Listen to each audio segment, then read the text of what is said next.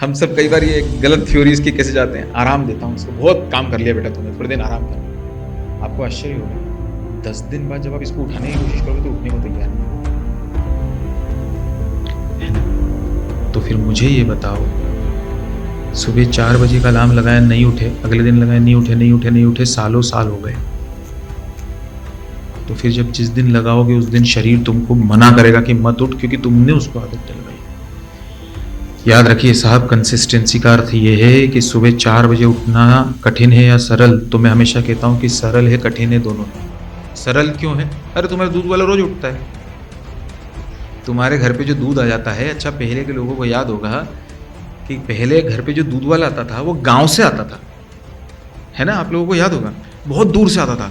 अब सोचो वो कितनी बजे उठता होगा, क्योंकि बिस्तर से उठा और लेके साइकिल निकल लिया, ऐसे तो नहीं है ना। गाय दूनी है, भैंस दूनी है, और दुनिया भर के उसको भी ब्रश और दुनिया भर रोज दूध बटता।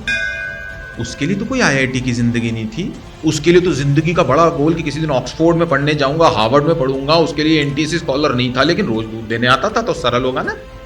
अखबार वाला, जब वो सोके में उठता हूं, आप में से कई स्टूडेंट्स होंगे आंगन में जाते तो अखबार पढ़ा रहता है, या जब मैं उठता हूं तो पिताजी या दादाजी अखबार पढ़ते रहते हैं, मतलब वो अखबार तो बहुत पहले आ गया, तो सरल है ना। सरल तो है 4 बजे उठना, लेकिन मैं कहता हूं कठिन भी है। क्यों? रोज सुबह 4 बजे उठना बहुत कठिन है। किसी दिन सुबह की फ्लाइट हो, 5 बजे कश्मीर जाना है अपने को, आप बच्चे को बोलो लंदन की फ्लाइट है सुबह 6 बजे की, you have to get up early in the morning. कोई काम करना आसान है, रोज करना नियम से मुश्किल है, और जो रोज करता है उसके मन पर उसकी बुद्धि डोमिनेट करना शुरू कर देती है। सुनिएगा ध्यान से, सुनिएगा, मैं सूत्र दे रहा हूं। सर आप जो कह रहे हो ना वो बिल्कुल सही है। You know the students cry, sir you are all saying I want to do something in my life, sir. It's not that I don't want to. Sir, I want to crack merit. I want to be an NTS scholar. I want to see myself one day walking among, corridors of IITs. Sir मैं चाह रहा हूँ, लेकिन sir पता नहीं क्या हो जाता है। तो समझ में तो थोड़ा थोड़ा आने लग गया कि करता कौन है ये? मन। इतना समझ में आ गया, सही और गलत। जो प्रश्न आप अगर ये पूछो जो मैंने अभी आपसे कहा, बात तो सही है सर, लेकिन पता नहीं क्या हो जाता।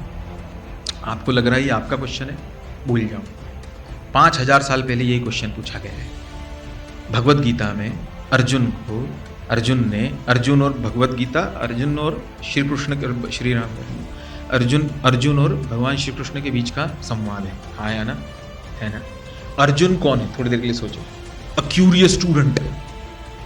भगवान भक्त खाता क्या है? आपको आश्चर्य होगा क्वेश्चन कैसे कैसे थे। भक्त चलता कैसे, ये सब पूछा।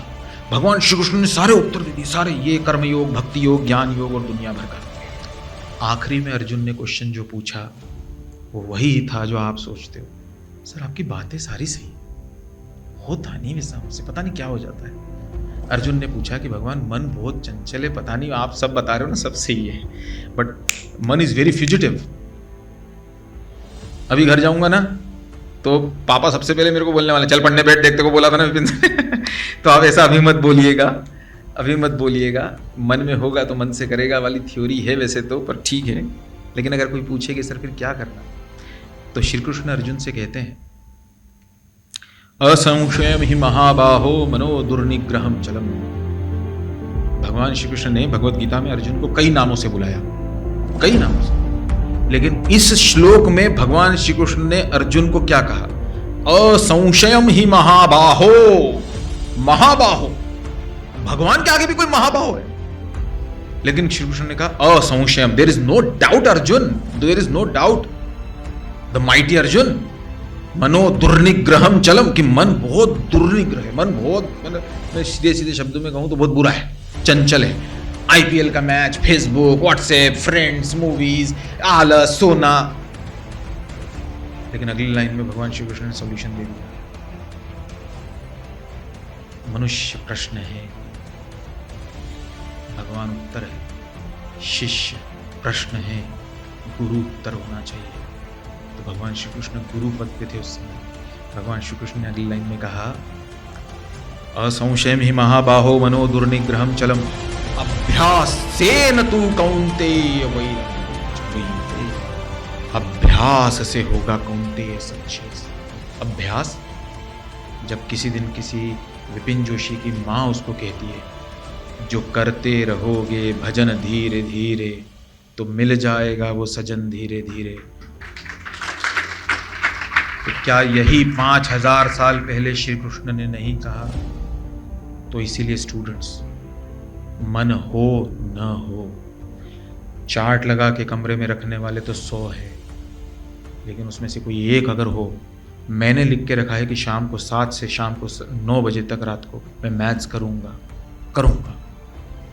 सर क्वेश्चन नहीं बनते, मैं छोड़ देता हूं। छोड़ दो, अगले पे जाओ, करो। एक बात हम आपसे पूछते हैं, एक बच्चा ढूंढ के लाओ जिसको मैथ्स बिल्कुल नहीं अच्छा लगता हो, तो आप बोलेंगे सर मेरे पास ही बैठी है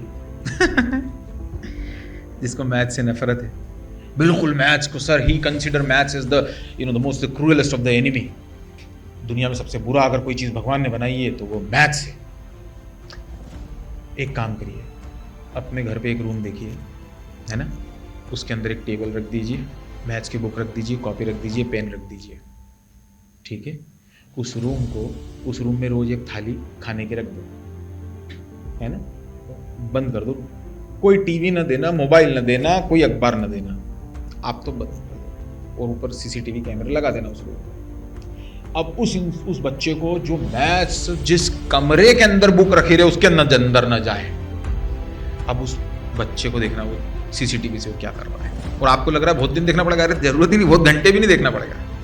अब ध्यान से देखना, अब जब आप सीसीटीवी देखोगे ना, वो बच्चा क्या कर रहा है, थोड़ी देर देखता रहता है, जाके थोड़ी देर बिस्तर पे लेट जाएगा, हो सकता है सो भी जाए, उठेगा 1-1.5 घंटे बाद, फिर ऐसे बैठ जाएगा कुर्सी पे, थोड़ी देर तो देखेगा, फिर पता क्या करेगा, मैथ्स की बुक उठाएगा, कॉपी उठाएगा और कुछ करने लगेगा। आपको समझ में आया क्या हुआ? जब बची हुई चीजें जिंदगी की खत्म हो गई तो जो था उसी से प्रेम होना शुरू हो गया। हमें प्रेम क्यों नहीं होता? क्योंकि जिंदगी में बहुत सारे ऑप्शंस और विकल्प हैं।